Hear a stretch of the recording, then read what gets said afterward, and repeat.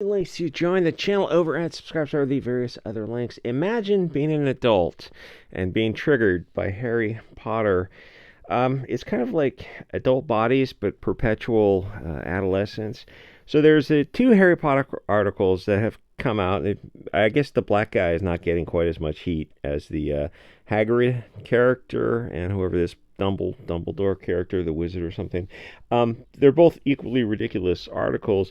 The first one, you have the Draco Malfoy character from the original movies, who is going to do, I guess they're doing a live play. There's a lot of Harry Potter type like shows and plays and stuff. And then you have the guy from Shaun of the Dead and a bunch of other English comedies, and he's going to be in one of the new Harry Potter series. And the Rachel Leishmans of the world, and this guy as well, whatever his name is, are very triggered by actors accepting roles, at least in the Harry Potter universe, which is a fantastic world that J.K. Rowling's created. I read the stories as an adult to see what the hubbub was about, and I thought they were a really well done, simple kids story. They're the perfect magical fantasy world for kids, but adults could also enjoy them. And they did get a lot of kids involved in reading, and then the movies were also a huge hit. And the kids who grew up with the books got into the universe, and you could see how you could easily carry that universe on. And there were spin-offs and games and video games and probably board games as well, and assorted merchandise, including the broom that they flew on to play that game, and the broom vibrated, so you knew it was flying. It put it between your legs and it vibrated. And then, unfortunately, the BLT nonsense started to get. What happened was you got a lot of bored kids, first world problems, who need something to get attention focused on them, where you've got like fat, plain looking tweens and teens, and they desperately want attention. And they started by saying, this is over 15 years ago, they started by saying that they were gay, and then when that kind of got old hat, they said that they were bi, which kind of seems even gayer than just being gay. Then I remember they changed it to pan, because bi was old-fashioned. It's like, isn't it the exact same thing? Or maybe bi implies that there's only two and pan is a spectrum. I remember Miley Cyrus said this like 15 or 20 years ago, and it stuck with me for some reason. Like I read that on Instagram 15 years ago, and it stuck with me because I thought, this is something. She's doing something, and she has tremendous influence on kids. And as you look around, yeah, they do. Honestly, you could just like create a village where you turn off the TV and turn off the social media for the first 18 years, and you have way better way to raise kids into adults by not even knowing what Star Wars is, but instead they know Aristotle and Plato and whatnot. So the thing is, all this guy's article is really a treat to read, because presumably he's an adult writing like a soylennial or something. It's also painfully stupid, but teenagers and their fat moms are desperate for attention. I mean, that's where the fat mom thing is like the Munchkinson by proxy thing, where they're Facebook moms, so they want to get their kids' attention by turning them into catamites for Epstein's Island. So when that whole pan thing got boring, they started to say, oh, well, now we're just going to cross-dress. And it's totally not a fad, which means it's a fad. Really, they should be teaching that in kids, like in school. The history of, like the flower thing. What was it? What kind of flower was that? In northern, it was in like, I don't know, Sweden or Switzerland or Holland. Was the Holland some kind of flower? Tulip. Was it Tulip Mania? Yeah, maybe it was Tulip Mania.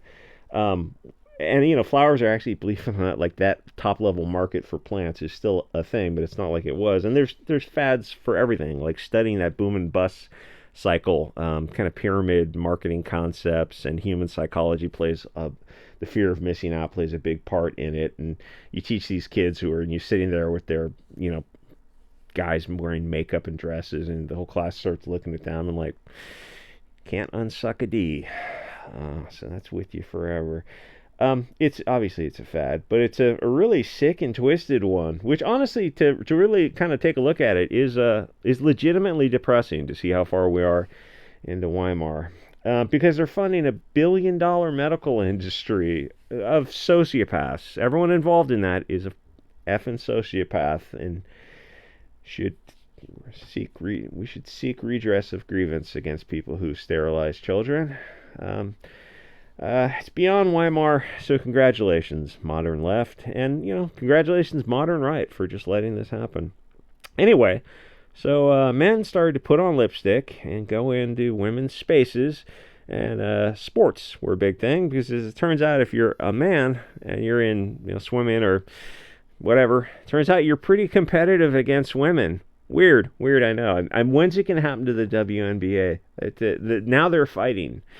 So people are watching because there's a legitimate brawling going on in the WNBA over that one. I think, is the white girl named Angel Reese, or I don't know if that's the white or the black girl, and they're just kicking the hell out of each other, which is legitimately entertaining. It's more entertaining than watching women try to play basketball. God, that's pathetic.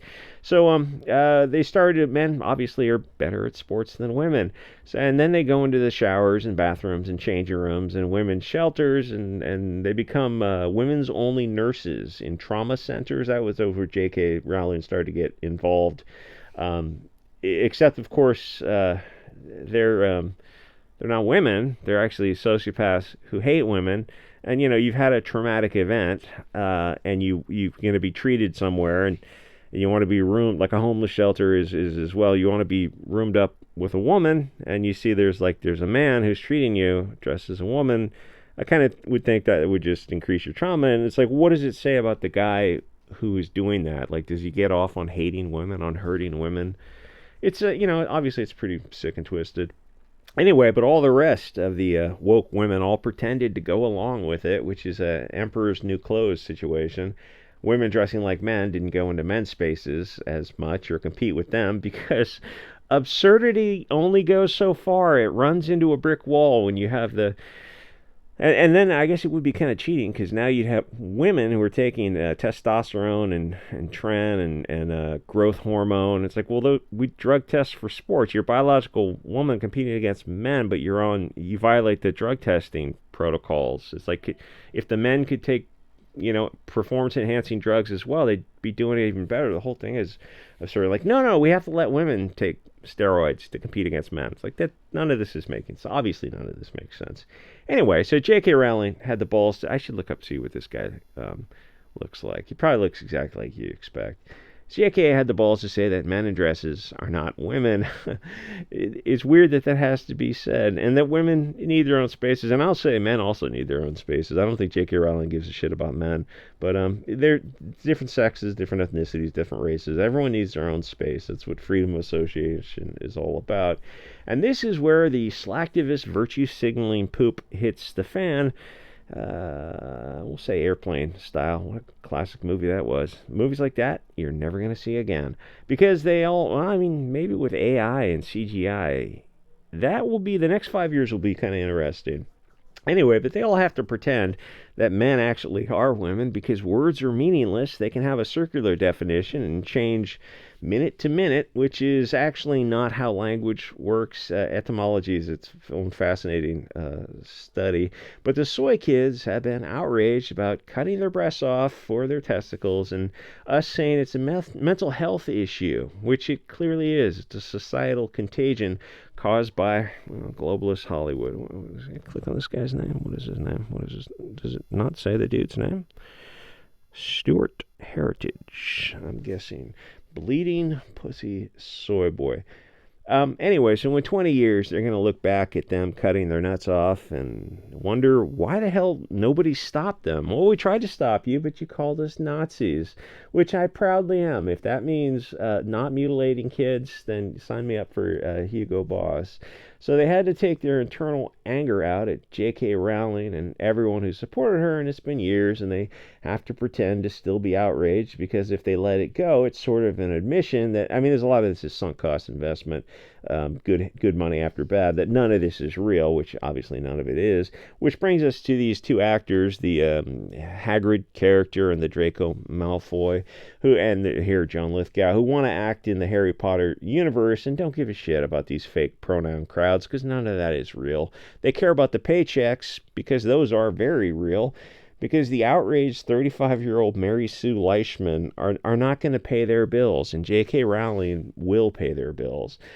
And I mean, that's where it all hits the brick walls. You go, well, who's signing the checks here? Will the woke outrage mob pay me the 200,000 I'm going to forego for being in these episodes? No, we just virtue signal. We put signs on our lawn. So that, I was walking the other day and I noticed these signs on people's lawns, and you realize that is a virtue signal. Like, they do nothing, they accomplish nothing. It's just, if you rang the doorbell and asked these people to somehow get involved in something other than signing a petition, they wouldn't like to actually give money or do something, volunteer for something. And actually, studies have shown this out. The right wing volunteers way more than the left. So it's like, yeah, that the sign on your front lawn is just the most stupid virtue signal. The thing is when they interviewed this Draco Malfoy guy, who was the blonde antagonist in the movie, is that he doesn't care about the trans stuff, and he said it kind of carefully, or maybe he doesn't think it's real, and he seems to like J.K. Rowling, but it's just not safe to come out and go, yeah, I don't really believe in all this trans stuff, the BLT stuff. I think it's fake. So he has to pretend just like, oh, I don't follow those issues, which is, an easy way to deflect. So the other guy, the Shaun of the Dead guy, says he seems very happy to take this role and probably get a sweet paycheck. Is he might disagree with her viewpoints, which is taking a middle ground, which is fair enough, but that's okay. That's what reasonable adults do, which is what everyone should have been saying. It's like, hey, we can agree without being disagreeable, right? No, we have to blacklist you. But even if you just said that a few years ago, you would have been blacklisted for saying it, because this level of cancel culture woke does seem to be on the decline a bit. That N-word dropping Shiloh, whatever woman, with her kid at the park. And was it like a Somali guy was at the park and he was filming children? And that seemed to got swept under the rug. It's like, why was he videotaping children? He didn't have any kids at the park. That didn't add up, but nobody looked into that because it went against the narrative of some woman being hassled by this guy who filmed her child and put it on the internet. Weird. So what this whole thing is the threats from the longhouse, the bleeding cat ladies, and sycophantic Soyboys, who this guy is. It's a nice career you have there as an actor. It's a shame if some assholes try to get you blacklisted for wrongthink. Harry Potter is a huge universe, a story, a narrative that she created. The current gay fad was never that big, and it's been like, I kind of came across my radar 15 years ago, and it is on its way out. You're seeing some legal consequences, not jurisdiction, congressional stuff at the state level and the federal level of people making this more difficult to sterilize your children, which should be a effing war crime. And so these threatening articles are in place to say that, well, we have to deal with the phobic Harry Potter universe and the damage and the harm that J.K. Rowling has done. What that is stochastic terrorism against J.K. Rowling to try to get mentally ill people to go threaten her and cause harm to her. That's the point of all this. I mean, like, this guy wrote a whole article about J.K. Rowling is dangerously phobic to the trans community. It's like, Boohoo Ninja, just turn off the screen. None of this is real. It's been the Harry Potter universe. When did that start? I don't recall. It's over 20 years, right? It's like, you just don't, if you don't like the universe, it came and went. It's great. Just move on with your life. You're not, they clutch onto this whole trans thing as if it's clearly it's just a fad for them. As if it's still important. Like 2015 maybe might have been its kind of its peak. Like, Harry Potter universe is just one story out of many. One person, one public figure, big public figure, to be fair, disagrees with the narrative that men can be women. It's like, well, the words don't mean anything. Well, don't let logic get in the way of a narrative. But a civilization that doesn't have a logical foundation, I think is headed for deep trouble. If they can get you to believe absurdities, they're going to commit atrocities. Oh, you mean like sterilizing kids? Yeah, I don't think there's anything worse than that. Honestly, that's like this whole topic really actually is the one thing that does depress me. That I mean, literally, like that they're doing this to their kids. Is I look at this and go, like, how do we not have a war over something like this? You know, it is diversity lowers social cohesion. Bowling alone, 7-Eleven nationalism, those kind of concepts. And there's been a couple studies, but they're like over 10 years old about that concept. There's less neighborhood engagement as the diversity increases. So it's always somebody else's problem, which is just more depressing. Anyway, but Harry Potter is just one story out of many. You can just move on with your life and stop trying to control other people. Have you considered that? That's probably why I write these articles, is because this is the thing that bothers me. This kind of passive aggressive soy boy kind of threats. Where he writes this long article, and it's like, you just ignore Harry Potter. And it's like, oh, these actors, just open letter to these actors. They don't have to act in this. You're doing real harm. It's like, that's again a stochastic threat to them. It's like, we see what you're doing. You're not trans, but you are really threatening these people. Anyway, like, comment, subscribe, and I'll see you guys all next episode.